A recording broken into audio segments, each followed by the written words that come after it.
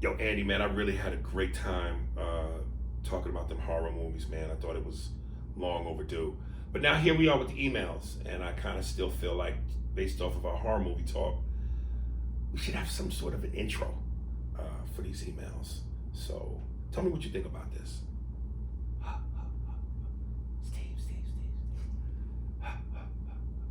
Steve. So Steve, after the second, Steve, of me doing that, the second, Steve. Go ahead and play the music. You don't think there should be a little the Halloween at the end? Yes. So after the second, Steve, throwing a little ding ding ding ding ding ding ding ding ding ding ding, and then cut to our podcast music. All right, coming out of that in 3, 2, 1. Back. First up, order of business, my man Matthew Riggins, Mookie. Crown my nigga Aries. That's it. You are officially the impression king. Tony Soprano. Really? You bodied that impression, my dude. Jay Farrell, Afion Crockett. They on the dream team of impressions. But you know who you are. Jordan. You gotta say Mookie in that voice. What are you fucking kidding me, Mookie? Uncle John, it's a cash basis. I don't want you putting cocaine on those fucking garbage routes. And now that you all have the visual of the podcast, Andy, chill the fuck out with them shorts you be wearing. Dude, those were swim shorts because I was going to go to the pool afterwards. I feel like Pacino's character in The Irishman when Hoffa was mad as hell that the mobster showed up to the meeting with them tight ass shorts. You wear fucking shorts to a meeting. I'll holler at you. Stay safe in this corona world. Peace. I was waiting to get the Were you really? Yeah, I was waiting because I saw it on the video and I was like, Jesus, man, we should have cut that video up a little higher so you didn't see those shorts. Did you let them in the house? Wild rag. Jesus fucking Christ. How do you say it in fucking Polish? I got another one for Mookie, and I'm reading this back to back because I thought this one was very important. Is this one you just sent the other day? I think so. I sent it to you? He sent it to me. Oh, did he? Okay, yeah. Another one from Mookie. What up, my boys? This is an advice email. Oh my God, just so in December, I took the civil service exam in hopes to be a sheriff for Middlesex County. I'm currently working as a security guard for the courthouses in New Brunswick. I was working with the sheriffs and said to myself, I can do this shit. For a while, all my boys were screaming at me, yo face, take the civil service exam. You already a rent-a-cop, nigga. That's good when your boys can support you possibly being in law enforcement, given what our history is with the police. I would think a lot of them would give you shit, but that means you got some real partners or partners. Honestly, I never thought about being in law enforcement. I wanted to be a rapper since I was 6 years old, but now I'm 30, and any puts in caps, them days are over. I lost the passion for rap. I'm gonna put a pin in it. I'm gonna keep reading, but I'm gonna put a pin in that point right there. I passed the civil service exam, and recently I was reached out to by county corrections. The first thing that came to my mind was, fuck, I don't want to be no damn corrections officer. All the sheriffs at my job told me congratulations and take it just to get my foot in the door, and then I can transfer over to being a sheriff. Now I feel like I have to take the back door to being a sheriff. But I'm gonna keep it real. I'm gonna keep it all the way real with you and Andy. I don't want to do this county correction shit, but it is a career. I want to marry my woman and have children with her, so I have to take this job. But my heart and brain is like, nah, nigga, I'm not worried about the tension with law enforcement. I feel we need more black faces in law enforcement. I just don't want to do corrections. It's jail. I'm being paid to be in jail pretty much. Don't know what to do. Any words of advice? Should I suck it up or be an officer? Mookie out this bitch or not? You know, Mookie, I gotta tell you, man, I don't want this to come across like, you know, I don't have any love for all the other people that write into us and that are fans, because Lord knows I do. But you know, we real. You hit record, right? Mm-hmm. Yeah. Your natural tendency in life is to have a certain affinity for certain things and for certain people. and I like you, nigga. It's something just about the way you come across. You and I have exchanged words sometimes via email. You came to the shows in Brunswick. I dig you, dog. So I really want to see you do well. And what I'm crossed with is this: unless you really in your heart, because you already said it, that in your heart you don't want to do this. And I've always been a champion for people doing what's in their dreams and what's in their heart, because otherwise you are going to be miserable. But before I really answer this, do you really think your rap chances are over? Have you really decided to hang that up? Have you really lost the passion for it? Because if you have, then by all means, don't do that, because you don't want to do anything half-assed that you're supposed to give 100% in. And if there's a little bit of life that still burns, if that candle burns at all, even if it's a flicker, go after your dreams, brother. Go for it, man, till the wheels fall off. But I also understand your circumstance in terms of life's reality.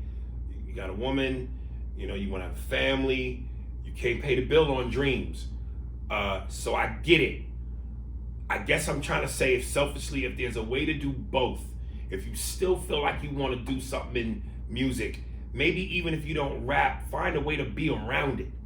Find a way to be associated with it, because it could spark some inspiration in you that can make you find a second wind that you didn't know you had, or that you weren't quite ready to have just yet, but now you are. So, and I'm sure Andy will shed light on it, which will probably help you even more. But I hate to see people not going after what they dream and what they believe.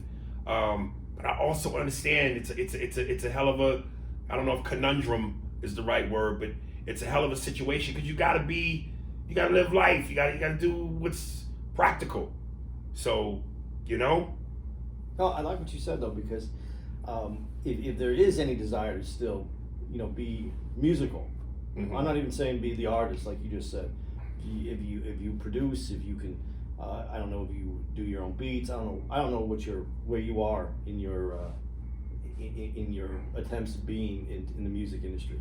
But if you have some of that and you can do that on the side, I would do it. But I appreciate what you're saying right now, is that you have a woman and you want to start another chapter in your life, and so that's okay too, and that's worth doing. If that's what if you're in love and you want to have a kid, you want to be a father, man, I think that's one of the most important things we can do as humans is to be good at that job, because that's how we set the next generation. So I'm all for that. My sister, I'll let you know, is a sheriff. She works in the correctional facility. What you're speaking of, corrections officers, usually the sheriff's department in Arizona. And because of me and some other issues in my family, she was never able to make the jump to being an actual sheriff, because I have a history with law enforcement. So it really didn't bode well for her on moving up through the ranks. But initially that was her path that she wanted to take. But she stuck in the corrections system. I'm just saying, I don't think it's bad. If that gets you your foot into the door, it can get you into being a sheriff. I do think we need all faces, a lot more faces in law enforcement, as you said.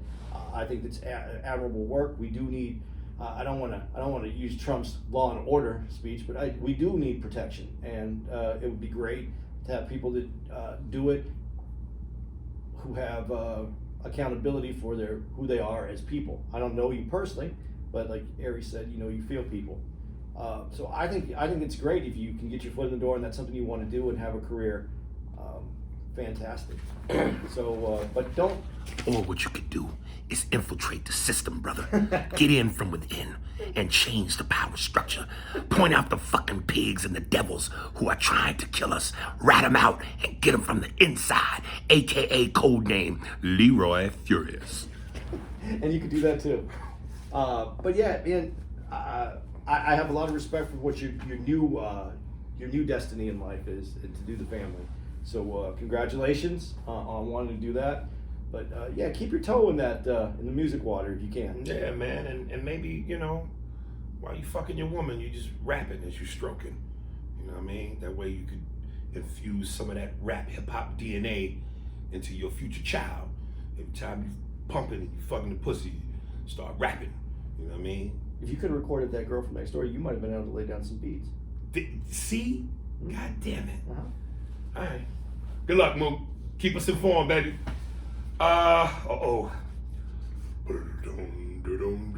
It's on me. This is on you, Love- baby, love from PLLP.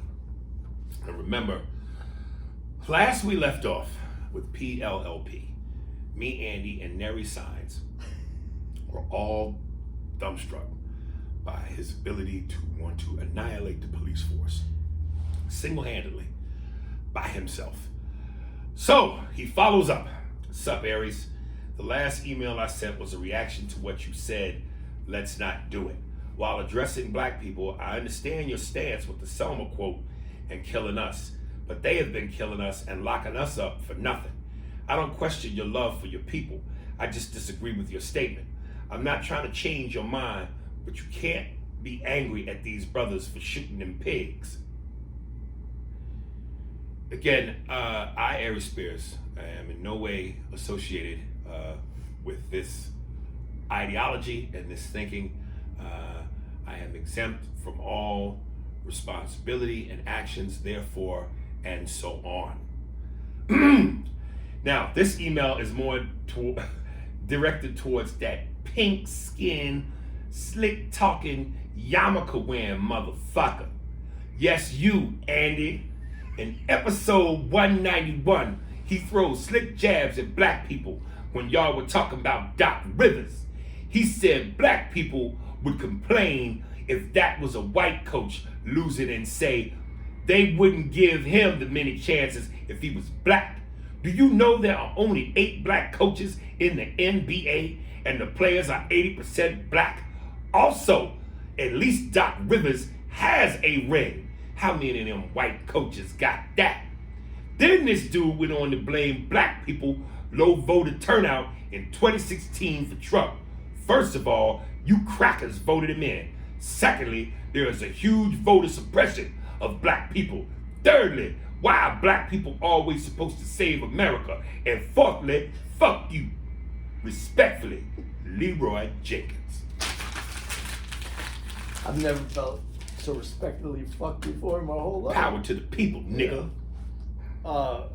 Dude, all I'm gonna say, man. Well, I'll say a few things, but let's start off with this. Whatever white dude fucked up your life, man, I hope you get him. I hope you get him. Because you have some anger issues that you need to work out. That thing I said about Doc Rivers was saying that a white dude they probably would have called for a white dude's head sooner than that. And that's all I was saying. That wasn't a jab at Coach. I think Doc is a great coach. And he was a great player. So that's not an issue. And you're the only one who wrote that in. So no one else got that from what I said at all. There is a lot of the NBA fires coaches, and a lot of white coaches get fired quickly because they don't hold up to the job that they're doing. Can you say Mike D'Antoni? Or as Charles Barkley would say, let me tell you something, man. Mike D'Antoni. I love when you do impressions, man. Sorry. Let me tell you something. Everybody talk about one of the greatest dark red coaches, but Mike D'Antoni. So that was the only point that I was making, and it was agreed upon. Yeah, Doc's pedigree in basketball kept him there even longer. That happens for white coaches too. I was just kind of fucking with that. For you to find that, you really were looking for something. By the way, I'll take pink skin, but I don't wear a yarmulke. And what was the other thing? It was silky, slick. Was it silk? Oh, yeah, and thank you for telling me that I'm a slick talker, because I thought I was... you slick, pink skin, yarmulke motherfucker. Yeah. I don't wear yarmulke, and I do, but I like that you think that I talk slick, because I thought I stutter a lot. Pink like a pig. I bet you the insides of your inner thighs just wet and slimy and creamy the way a pig's is, who hangs in a pen and eating at a trough with the evilness of the devil and the pinkish hue that comes from you, devilish cracker, fucking cracker nigga. And since you did bring it up, I'm also Hispanic, Fuck that shit. I'm Mexican. You a devil. So my pink dick is Look at actually that pink dick. it's actually brown, and the same with my ass that you can kiss for coming at me that way. I don't know where you're coming from. I'm just saying, whoever that dude is that fucked you up, get him and get rid of them. I'm gonna get him and I'm gonna get you. Yeah. I'm gonna haunt you in your dreams like Freddy Krueger. You white devilish What socialist capitalist sons of bitch. What was it? It's Leroy Jenkins, not to be confused with Leroy Furious. I'm gonna have Leroy Jenkins music put on with that Friday the 13th beat behind You it. should, man. You should. Got love for you, LPPL. Power to the people, nigga. Was there anything else though that I missed that I didn't No, to be said in there? no. You got all the pink, slickish yarmulkes and all of that. You Yeah, but addressed what all was of it? that. And Doc Rivers was the only thing? Doc Rivers was it. Oh, okay. Yeah. Doc's a good coach, man, but and he's going to end up with the 76ers, so You think so? that's what they're saying. Here's one of my least likables. He's the opposite of Matthew Ricketts. You know what I'm talking about? Rashad Simmons. Oh, yeah. I like Rashad. Yeah, you would, pinkish devil. Laugh out loud. Damn, nigga, you sat and read all those, and he's talking about, okay, wait. You sat and read all those stats for blacks via Obama, meaning Obama. Well, good, and still not one. Fucking policy. Gay marriage, that was policy for his people. He did nothing for us. Whoever sent that shit to you needs to do more than Google bullshit. Obama is what he is, and I'm done having this discussion in front of white folks. You made your point with me earlier. It's not kosher to dog this nigga in front of company. But don't go on a tangent with Google bullshit as if he's been justified. He's a bitch nigga. Yeah, I don't like this nigga, Andy. Because of his Obama stance. And listen, let's go back a little bit. He's not the only dude, he's not the only black dude that thinks this way about Obama. There's a lot of black morons out there. Listen, I sat there, and let me address and I sent a post out, let me address the LGBTQ thing. When I said, when people, again, he did more for the LGBTQ than he did for us. Last I checked, we have black brothers and sisters that are a part of the LGBTQ community. So if they benefited, being that they are us as well, despite being homosexual, not like that's a bad thing, because I read a lot of hate-filled messages that said, well, let me make my point first. I said, being that they are part of that community and they are us, does that not count? Their benefit is our benefit. They are gay and black. So if it helped them as black people, why did we not benefit? And again, I got a lot of, no, they don't count. Fuck them. Nah, this, nah, that. Well, that shows you where we are with people's temperament and people's attitudes. But they don't count. Not only do they count, but any minority advancement is an advancement for all minorities. Because as the policies change, it changes it for all the minorities that fall into the minority category. It benefits everyone. I thought so. Yeah, it's a long way to go. But in fairness to this conversation,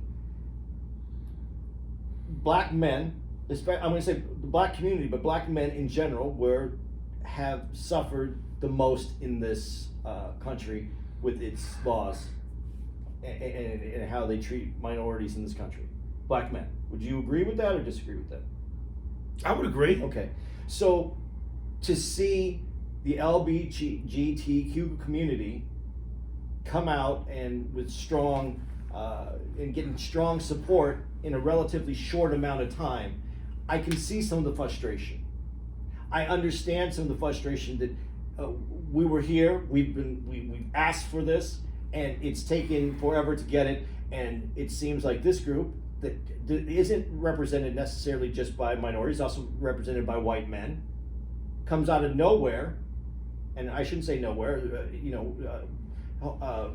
that the community's been around forever, as long as history is, but have come out though as an organization relatively sooner than anything from the black community.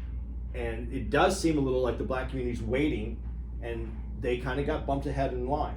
Now, to your point, doesn't it represent some people in the black community? And isn't any minority advancement an advancement for all minorities? Yes, but I do understand the frustration with some black men because they have been waiting. They have been asking. They have been demanding. They have protest, march, you said, gone on and on and on and still waiting. And it does seem like we'll do this over here. It helps everybody, and it doesn't give the black community what its due is.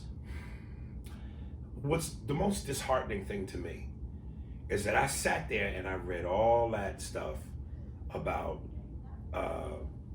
teenage pregnancy and whatever the negativity with that was, being down, the fact that he appointed half a dozen women of color into very powerful positions and judicial seats and stuff like that.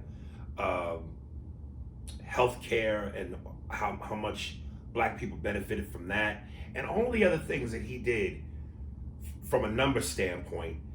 And that there are niggas like Rashad who just dismiss all of that like it's nothing.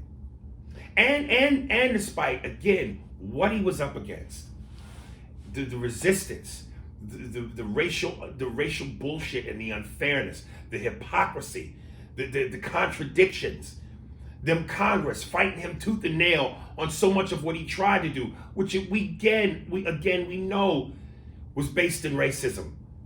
So despite all of the shit he had to go through, he was still able to get some things done that was beneficial to us, having been up against those things. And all of that just gets brushed under the rug.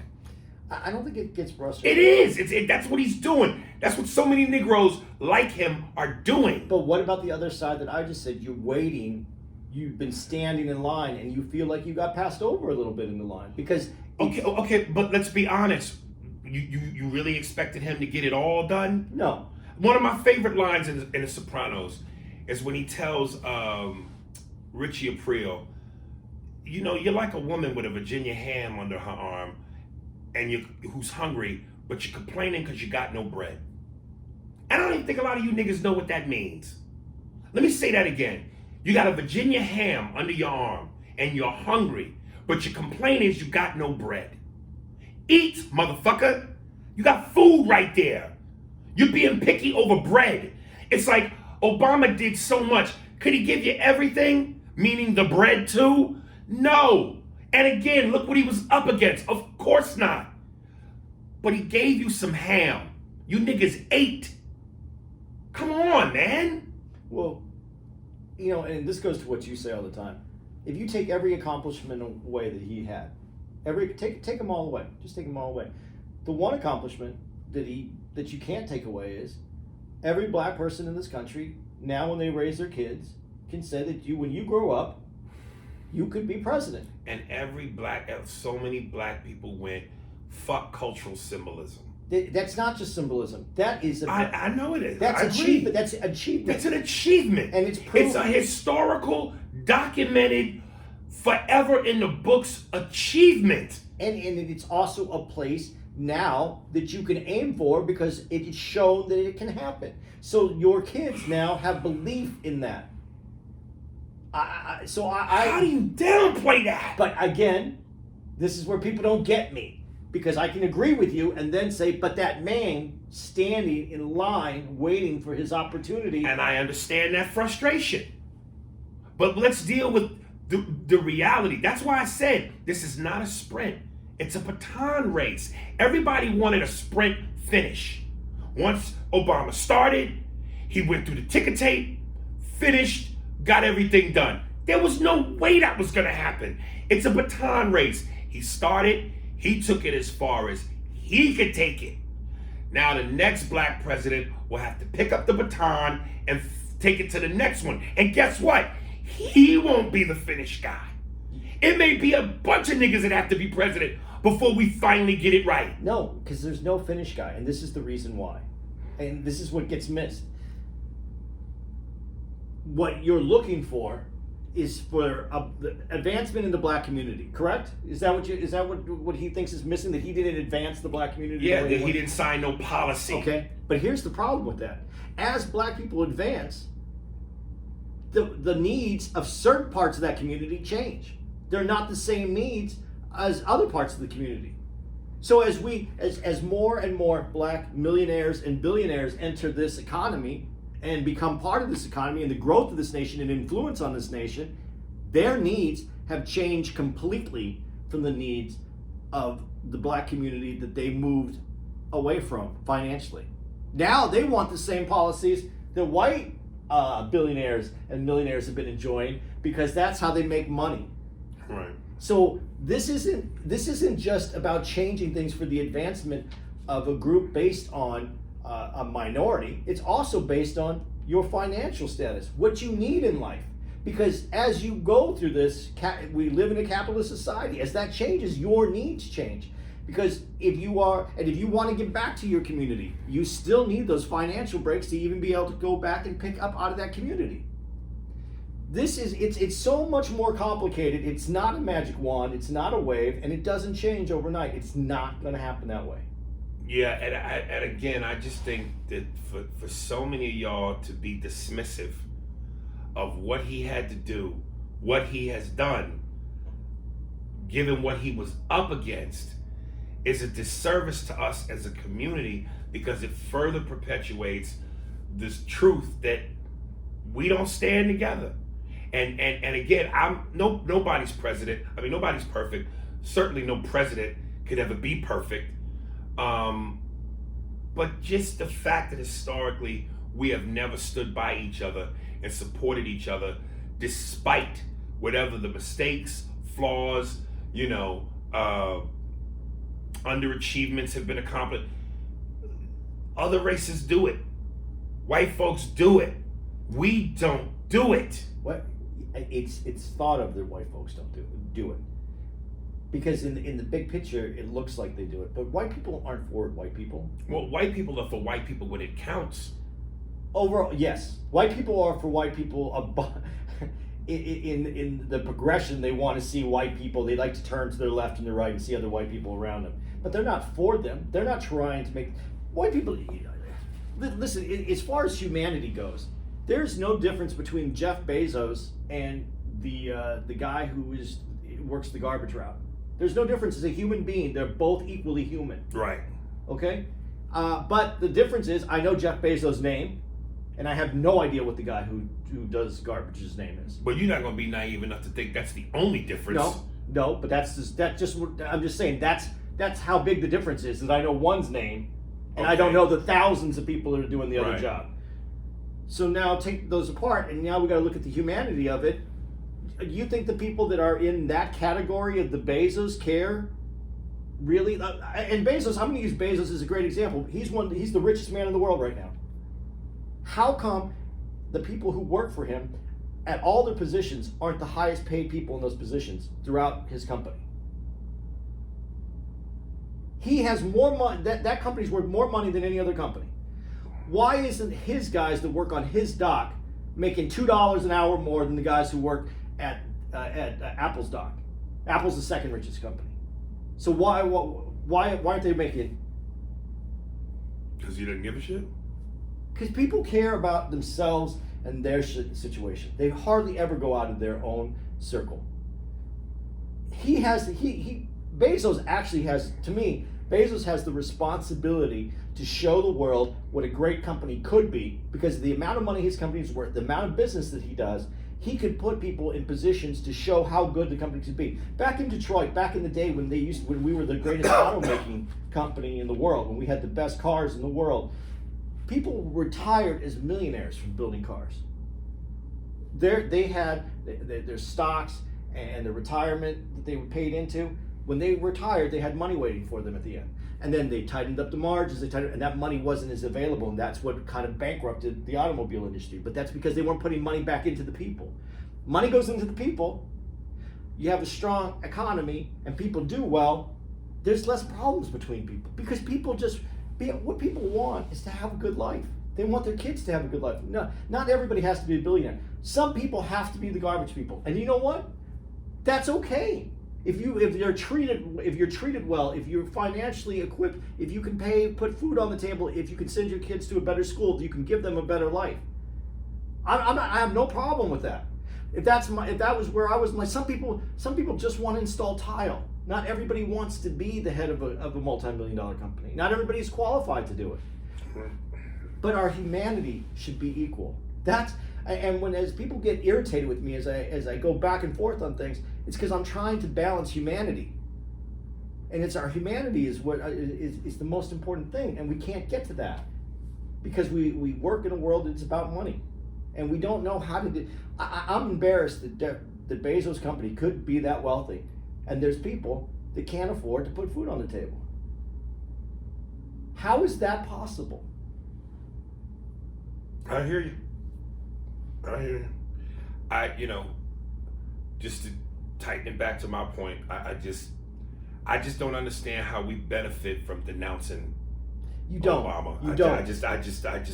Because to your point, as you always say, and you do say white people stick together, the illusion to me is white people do stick together, so that's fine. But why, as a community that's only 13% of the population, denounce their one person that sat on the highest possible level of this country and did a pretty damn good job.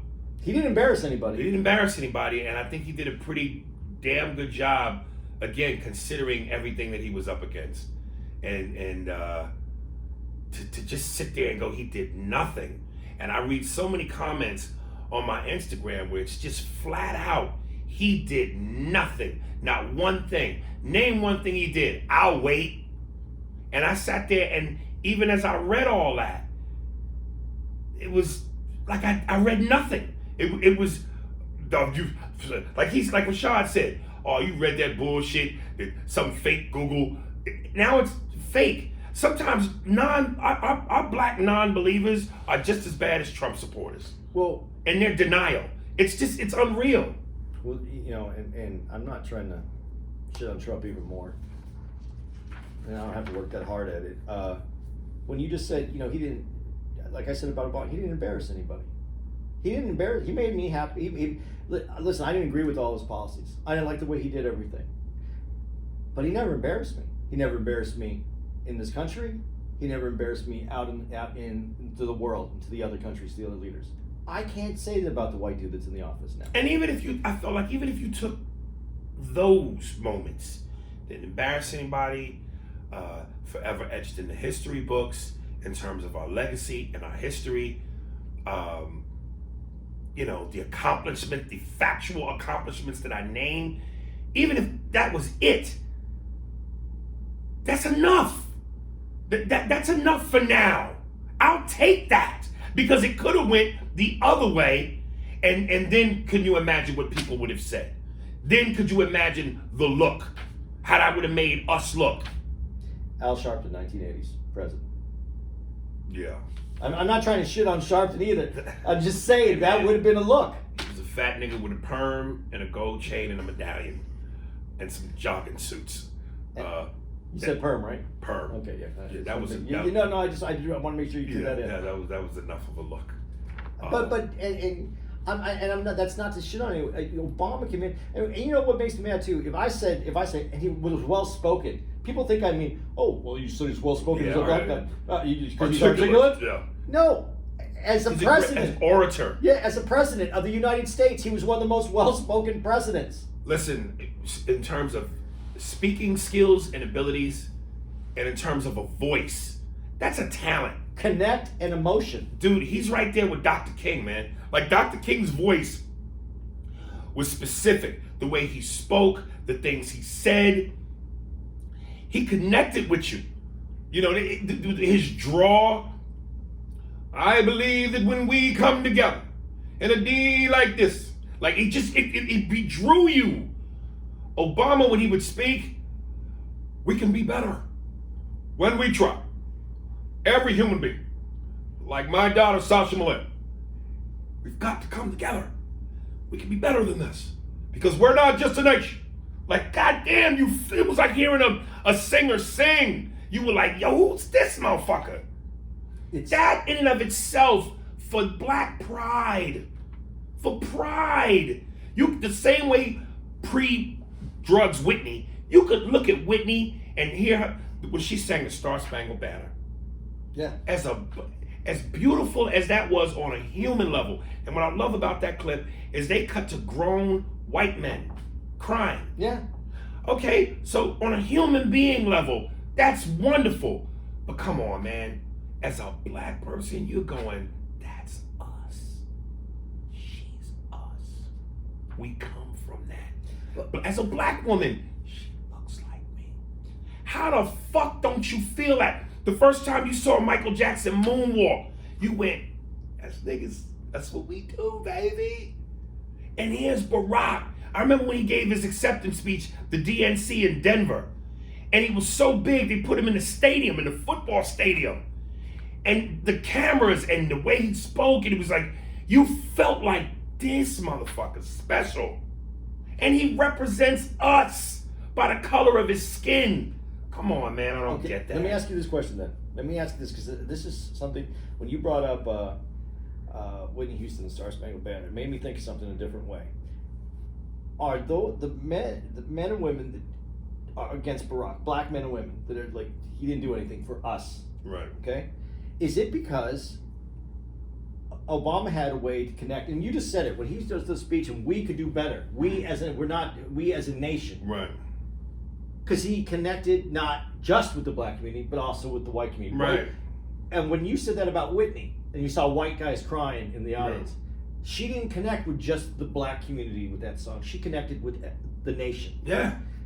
Is that part of the problem? Is it do they undersell that because it connected with white America as well? So are you asking me, are some black people upset because of that? Would they wanted a president that none of that connection was necessary?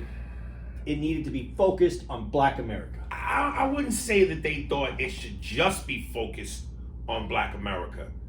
But that he shouldn't worry about connecting with white America. I don't know, that's a good question. Because I don't think that they would think he's not supposed to connect with white America, but he was supposed to make sure that he looked out for the brothers. Hey, brother, look out for the brothers. Because you also brought up Michael Jackson. Right. And Michael Jackson, there was a lot of black dudes who didn't feel Michael Jackson anymore. He wasn't like a black. Because he got away from his blackness.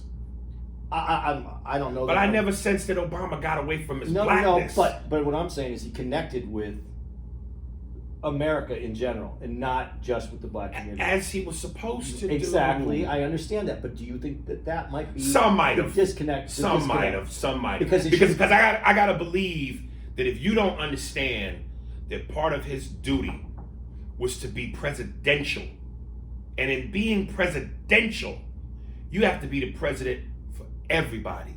Anything less is not presidential. And I don't understand how some black people are so narrow-minded that they don't understand that this is America, which meant that if he had just tried to be for the brothers, white America would have taken that and ran with it. Oh, you see, they get a black president, and look, he just for the black people. Now, while there have been plenty of white presidents that have surely been for just their people, without a doubt, because we know this is hot, this is racism, this is America. We know that it's hard for us to play by those same rules. We've never been able to play by the same rules. So what I'm saying is, had he just tried to be for the brothers, let's think about long term. Do you know how impossible it would be to get the next black president? Because white America would hold that against us the same way they held OJ against us. Oh, you niggas gonna pay for this. We might not have nailed him for the murders, but for stealing his own shit, 187 years.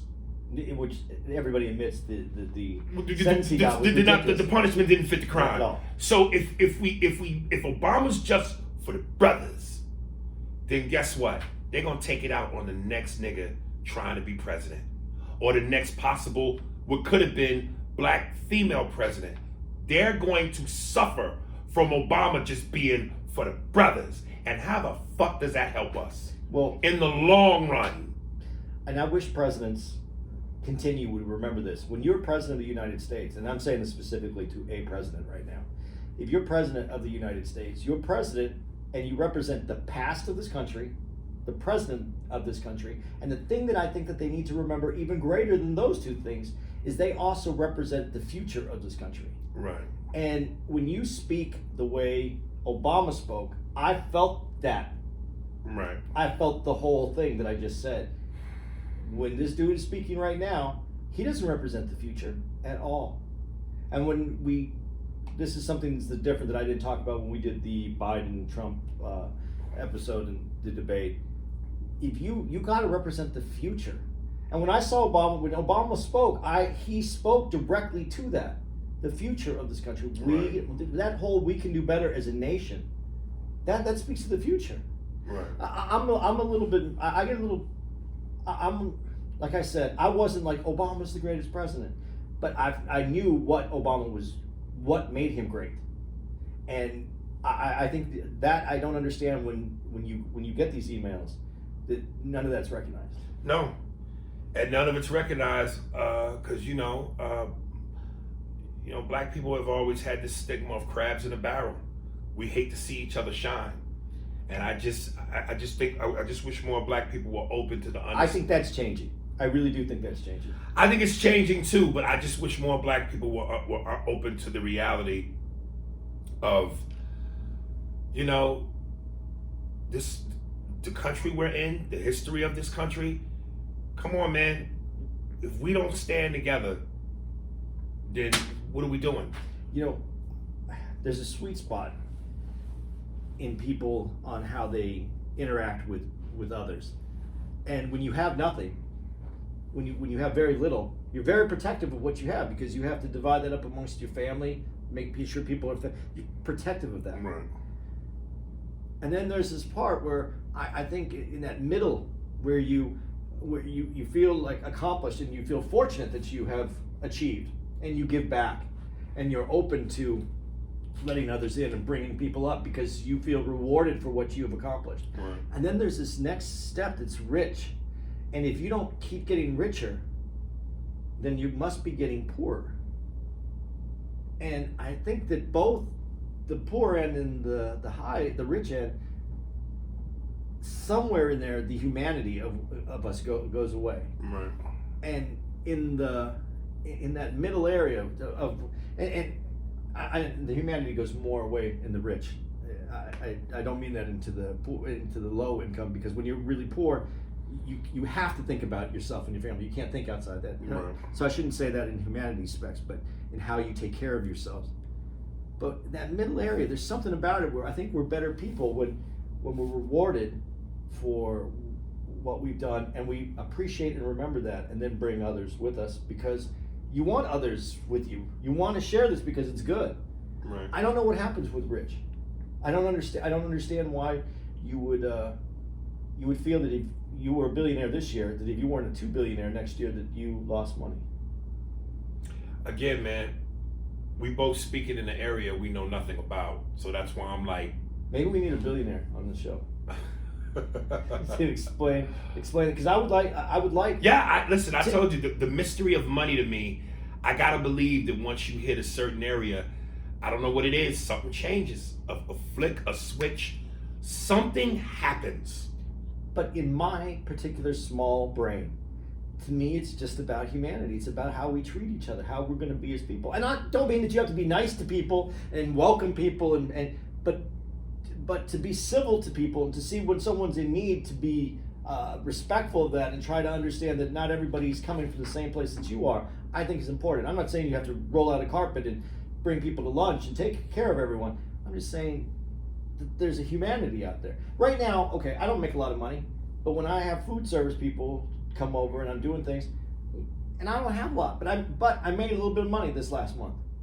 So I throw another $1 or $2 into the tip jar, extra than I would have before, because they're out there doing a job that they're risking their health, and they're making an hourly wage. So this isn't all about money, but it's about respect and understanding that people put themselves out there. And if I have a little extra and I can give a little bit of that back, why don't I want people to be in a better place? I want the people around me to be in a better place. Right. Are we that fucked up that we don't want everybody to be, and then we have to look at someone who achieves and bring them down so that we can still feel like we're not in a better place? I think so. I mean, you said it earlier. People care about themselves. So if they're not doing well, everything's fucked. there it is. All right, so that's where we got to. So all these Obama haters are just people that aren't doing well. I'm sure if they heard you say that, they don't want to be made to be like don't be that naive to think that that's what it is. But yeah. So, okay. Ghetto Casanova for you. Took me a few months to catch up. Great podcast. Every episode when y'all was promoting the Anchor Podcast app. After episode 160, I was like, let me check this shit out. For a while, I thought you needed like some expensive mic, soundboard, studio, the whole nine. I was like, I ain't got that type of money. But all I use is my Beats headphones, my phone, and I'm good to go. Just wanted to say thanks for pushing me to do it. This isn't some plug to promote my show or ask for y'all to be a guest or anything.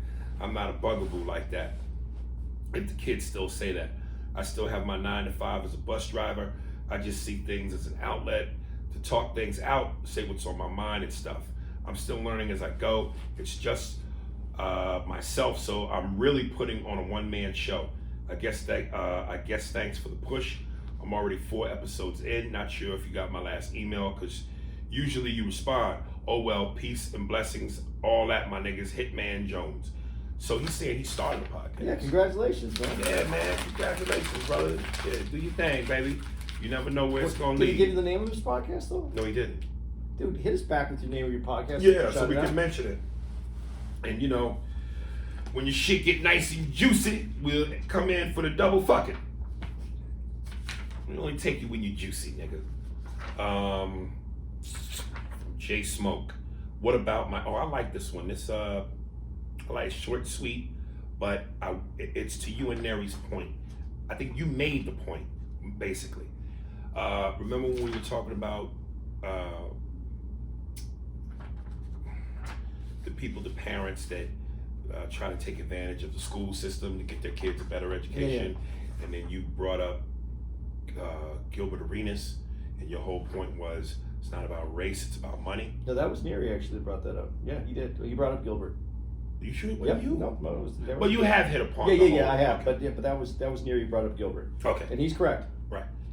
Hey Aries, I just listened to episode 190 with Neri Signs. When speaking of getting over in the justice system because you're rich, let us speak to Michael Vick and Plaxico Burress and ask their opinion. Side note, I love your comedy. Yeah, wealth, as much as everyone wants to make it about race, wealth moves the needle, man. Did you not hear what he just said? Yeah. About Michael Vick and Plaxico? Yeah. They had money. Yeah. They had wealth. Them niggas was treated like niggas. Okay, but here, let's go back to it. Plaxico Burress was told from the very beginning to take the plea because he can't beat the law. The law was written, he wasn't going to beat it, and he said he could beat it, and he didn't take the plea, and they were trying to give him a decent plea, right? And he didn't take it, and he ended up going to jail. That was one, and you can look this up. That actually happened that way. He was told to take the plea because the way the law is written, he had the gun, it was in the club, he shot himself, it was obvious it's his gun, he was done. And when you break the law, there are rules, and if you have money and you had fame, which he had, the prosecution was willing to knock it down, but he didn't want that. He wanted off. Right. Michael Vick, his story is different. They didn't want to press charges against him. His money, his fame, more who he was, more that the community knew who he was. They let that go a couple times. They chose not to go after him. It's when it made the news and some of these white liberals who want to make sure every dog is safe came in and put pressure in from the outside is what got him caught, got him locked up. And I think it was an aggressive and way over the top treatment to him because you think that had something to do with him being black? Yes, And not only being black, but also being famous, because fame works for you when you don't get charged. But when you do get charged, then there's people who want to make an example out of you. And if you're black, there's people standing in line to make an example out of you. Yeah. Okay. But the initially, both had an opportunity. There was some escape room. Michael Vick got fucked. Mm. And to all the people that are dog people out there, I got you. I don't want dog fighting, but there's something else that you have to understand. I made this argument when I wasn't doing comedy and I didn't have a podcast, but Excuse me.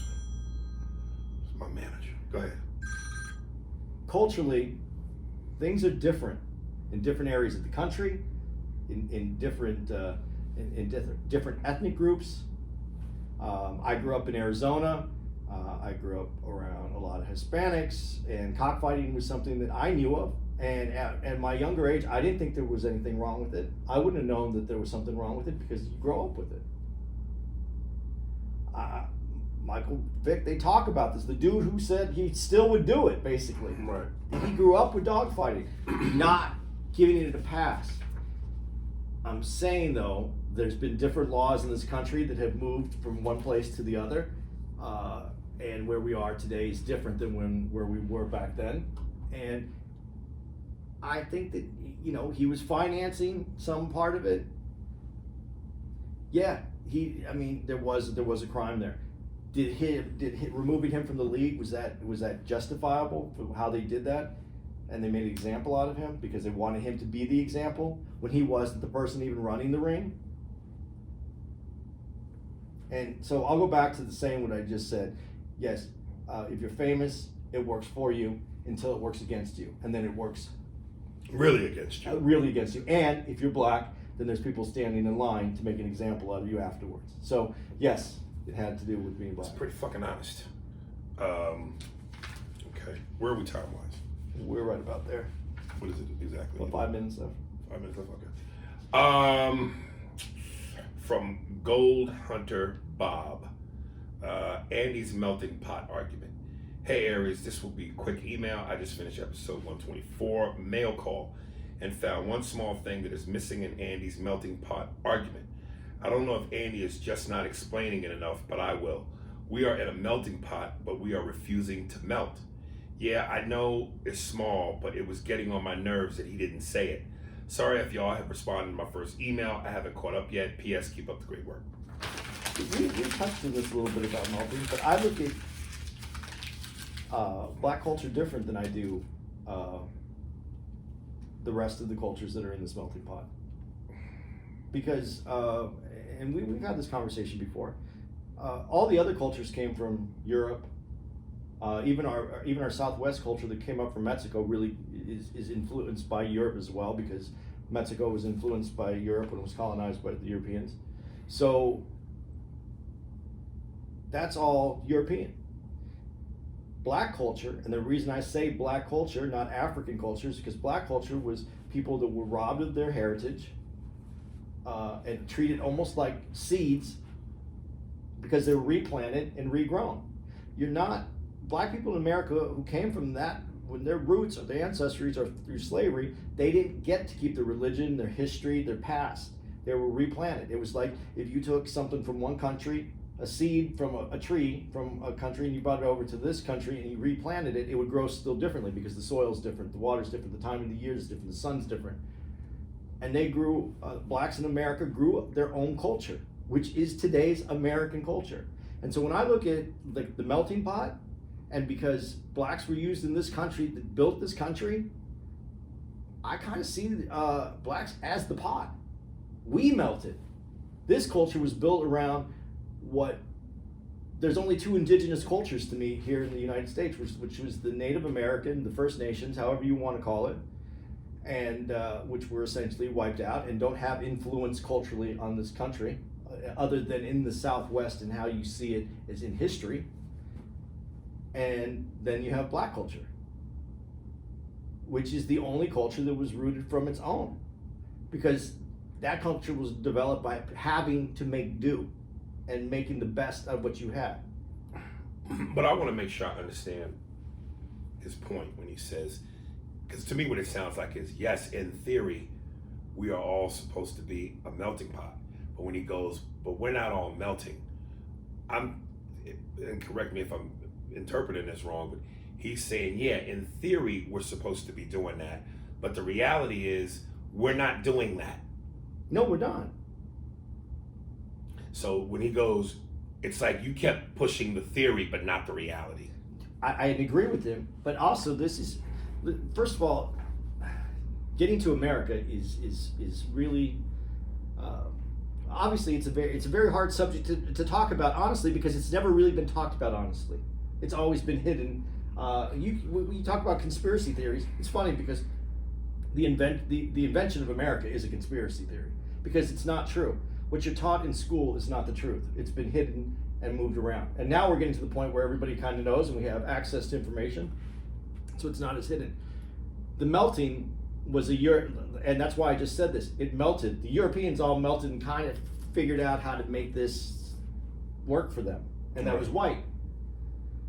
The Hispanic community, mainly Mexican community that came up from Mexico, this was part of their land. It was taken away. They left or they assimilated. So that melted in and kind of fit. And it's still having its own problem. It's not 100% melted. It's in there. But black culture was its own because it was never accepted. Black was brought in from somewhere else. It wasn't part of what the idea of the forefathers. And I don't even say the forefathers, because I'll take it past that. When Britain colonized the Americans, blacks were only slaves. They weren't brought over here for opportunity. They weren't brought over here to be given land. They weren't brought over here for any of those reasons. So that's not going to melt. That is your work. They were the workforce. They were the service. But through that, that's what I look like as the pot. That's why I have so much respect for black culture in this country, because it is what has kept this country together. It is the pot. Right. And it's never because it's developed our own culture. Our culture, what are we known for in the world? We're known for music is one of the things that we were known for, which jazz was the music that was brought really from this country to the rest of the world, was the original music that was brought that way, and that came from the black community. Now it was hip hop music, it was rap music. Where did that come from? The black community. Our sports that dominate the world culture, other than soccer, comes from the black community. Our entertainment culture, black community. Right. So I understand what you're saying, where you don't understand.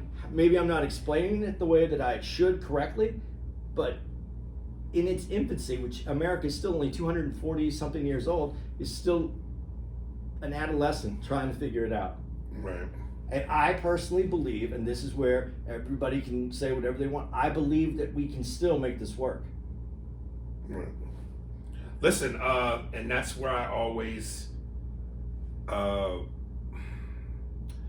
sometimes I know these words, but sometimes I'll be fucking up the meanings, or vice versa.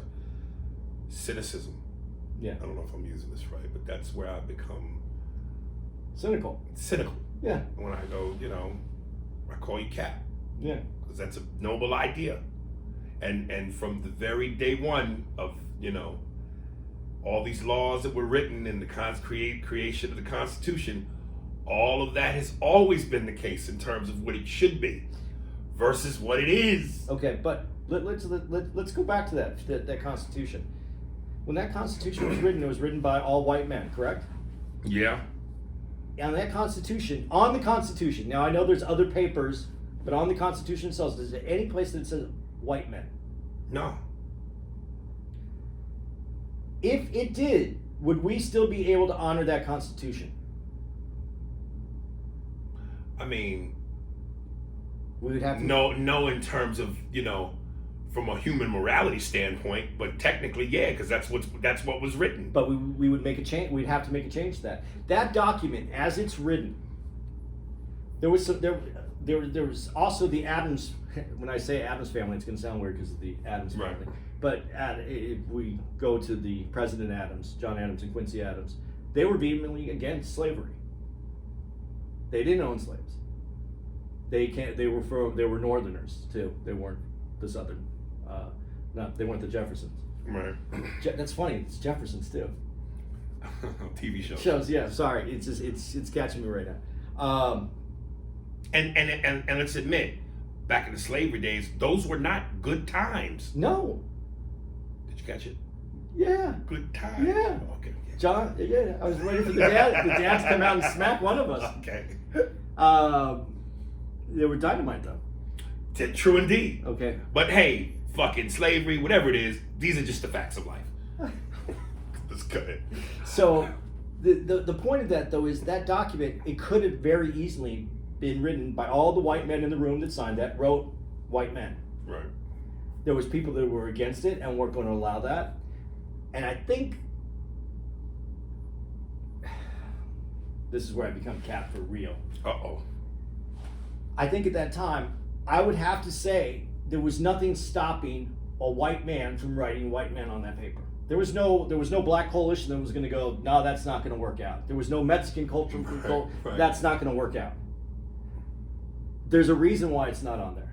Whether it is they had some kind of thought into the future or just God's will. It's not on there. And I believe that piece of paper can and will work. And the thing that you say about me, about being Cap, is, and your cynicism is, there should be's and there is. But I know what is right now. I'm working for what it should be. And if I give that up, then let's fucking blow this shit up and start over. Because that's the only option, Right. is to work for what it should be. What I believe I think that it was exactly what it was supposed to be when this country was created.